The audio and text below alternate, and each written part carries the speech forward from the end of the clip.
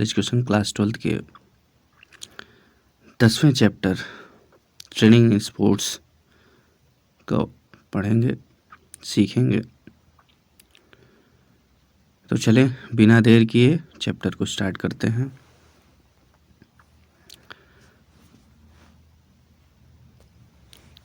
आज का जो चैप्टर पॉइंट है आपका ट्रेनिंग इन स्पोर्ट्स, उसमें जो आपका पहला टॉपिक है क्या है, concept of talent identification and talent development. ठीक है, क्या है, हमें इस बात का कंसेप्ट सीखना है कि टैलेंट आइडेंटिफिकेशन क्या होता है और टैलेंट डेवलपमेंट क्या होता है स्पोर्ट्स में। ठीक है, ये हमारा पहला टॉपिक है आपके इस चैप्टर में। आगे बढ़ते हैं और इस टॉपिक के पहले जो पॉइंट है वो है, ध्यान दीजिए क्या है, the key components to identify talent in sports. तो पहले हम बात करेंगे कि ये टैलेंट क्या है। टैलेंट एक स्पेसिफिक करैक्टर होता है एक ह्यूमन बॉडी में। वो हर स्टूडेंट्स, मैन, वुमेन, फीमेल या यूँ कहें कि ह्यूमन बॉडी के थ्रू वेरी करता है। तो उसका जो हमें आइडेंटिफाई करना है, आइडेंटिफाई करने के लिए कुछ कंपोनेंट्स होते हैं। वो कंपोनेंट्स क्या हैं, इस तरह से देखिए। पहला हमारे पास क्या है, ध्यान दीजिए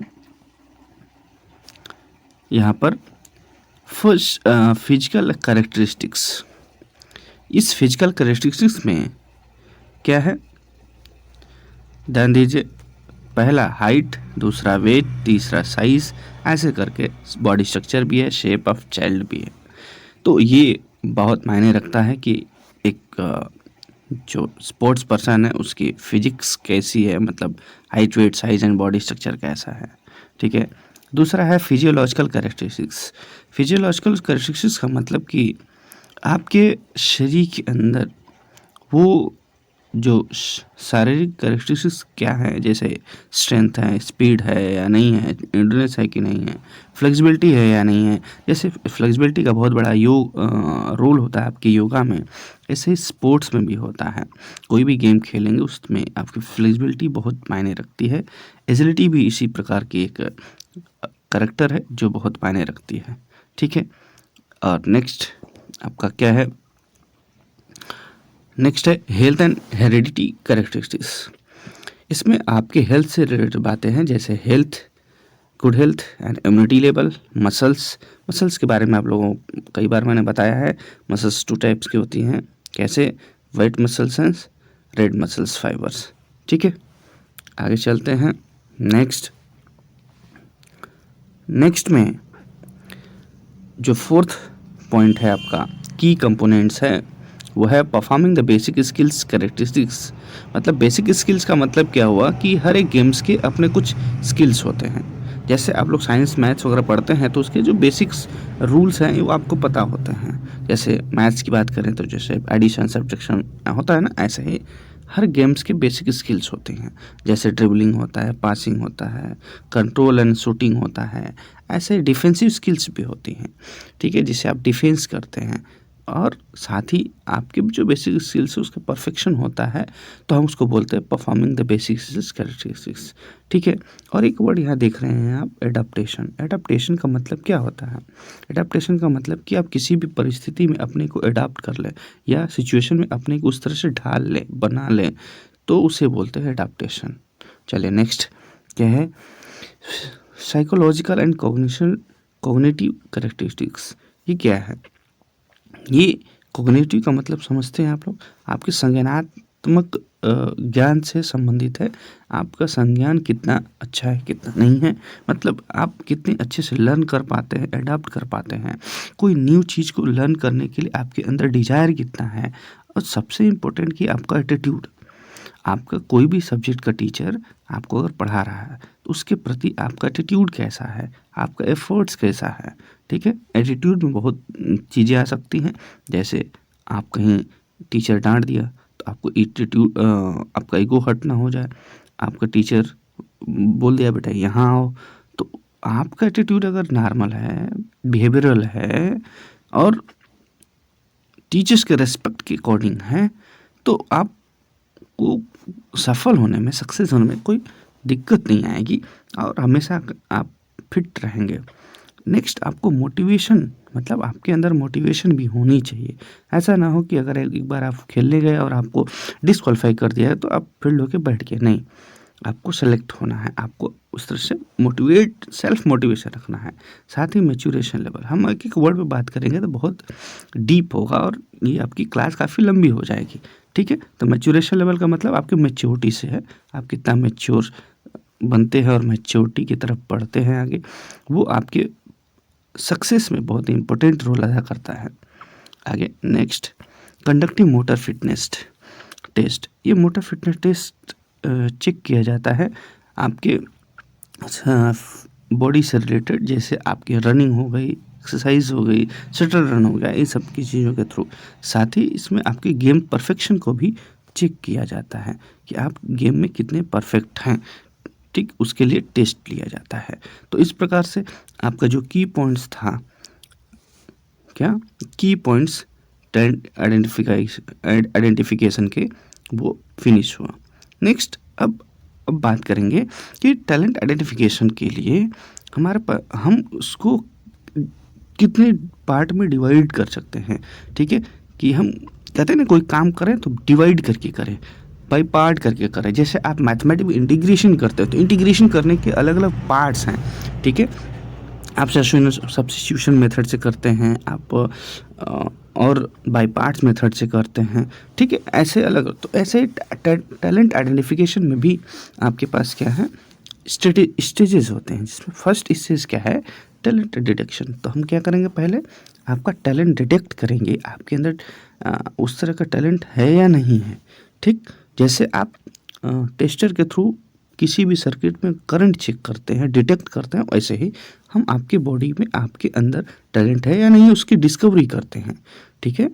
आपका अंदर पोटेंशियल परफॉर्मर है या नहीं है, उसको हम क्या करेंगे, डिटेक्ट करेंगे, ठीक है। बात समझ में आ रही है। Next, talent identification. डिटेक्ट करने के बाद आइडेंटिफाई करेंगे कि आपके अंदर किस प्रकार का टैलेंट है।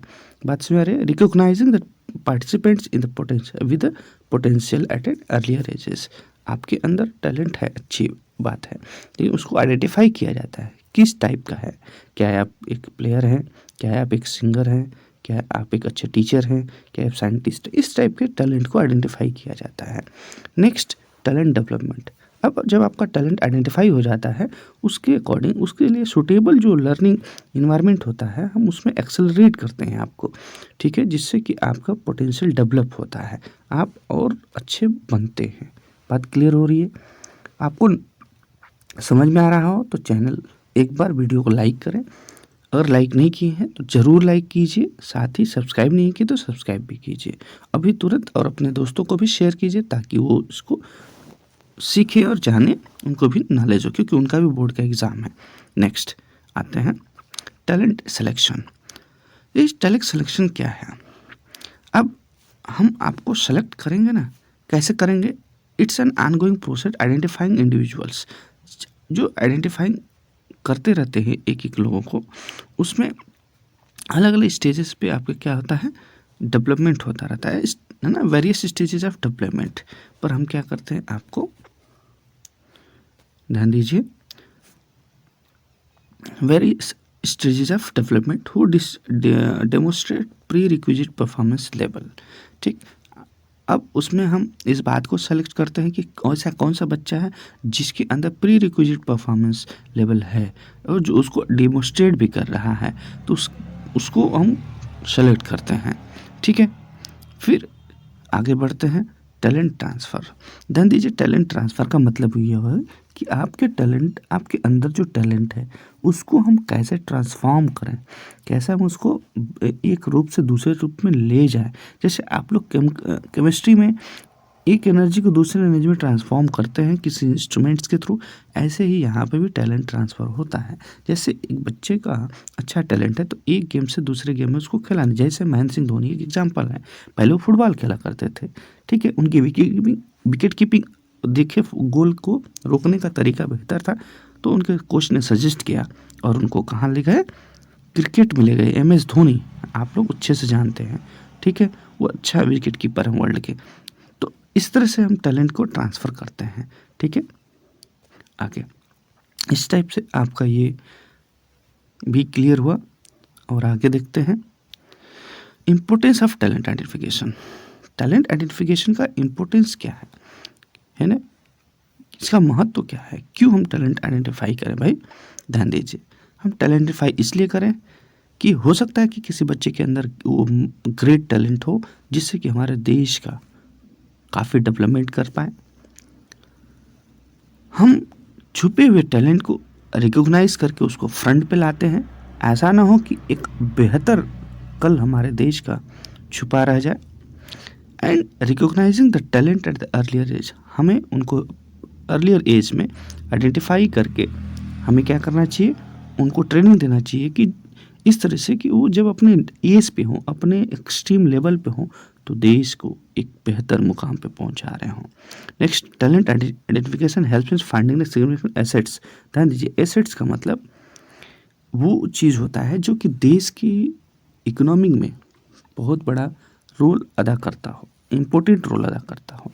तो अगर हम किसी, जैसे आप नीरज चोपड़ा का नाम जानते हैं, जेवलिन थ्रो में है, ठीक, वो भी एक क्या है, अपने देश के लिए एक एसेट्स हैं। क्यों? क्योंकि ओलंपिक में या इंटरनेशनल लेवल पे बार बार गोल्ड मेडल लेके आ रहे हैं। हिमा दास जो कि 5 गोल्ड मेडल लेकर आई थी अपने परफॉर्मेंस में ओलंपिक में, तो वो हमारे देश की क्या है, एसेट्स हैं, ठीक है। मतलब ऐसा कोई चीज़ जो देश के विकास में, डेवलपमेंट में, नेम फेम में वो क्या करे, सहायक हो, ठीक है, प्रोग्रेस में सहायक हो, एसेट्स होता है, ठीक है।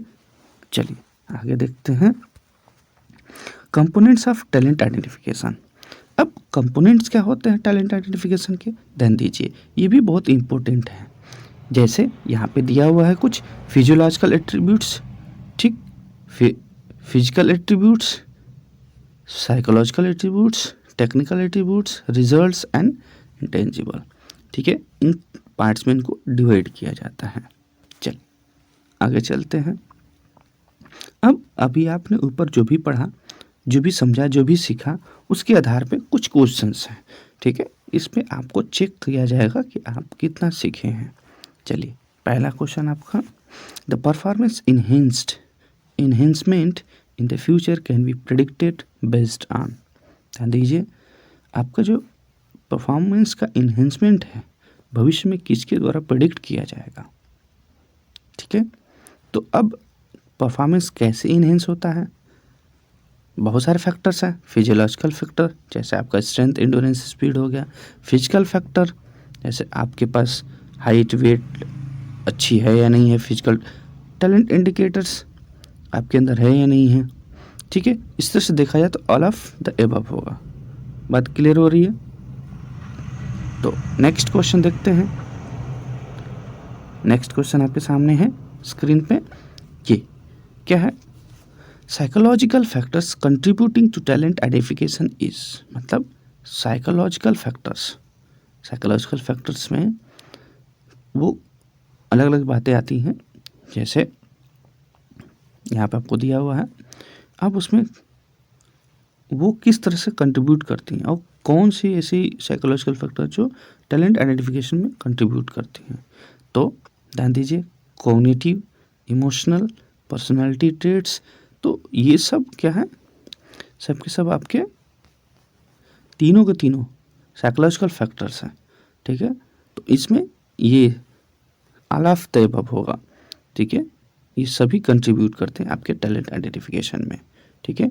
इसको बात करेंगे कि कोई एक्सप्लेन करें तो काफ़ी लंबा टाइम जाएगा, बस इतना समझिए कि आपका इसका आंसर क्या होगा, ऑल ऑफ द अबव होगा, ठीक है। आइए नेक्स्ट क्वेश्चन को देखते हैं।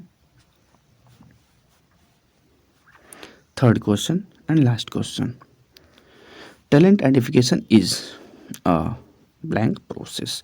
मतलब आइडेंटिफिकेशन, टैलेंट आइडेंटिफिकेशन प्रोसेस किस टाइप का प्रोसेस है? क्या ये जनरल प्रोसेस है, क्या ये साइंटिफिक प्रोसेस है, क्या है स्पेसिफिक प्रोसेस है? तो ध्यान दीजिए, ये क्या है आपका, क्या हो सकता है आप लोग वो बताएं।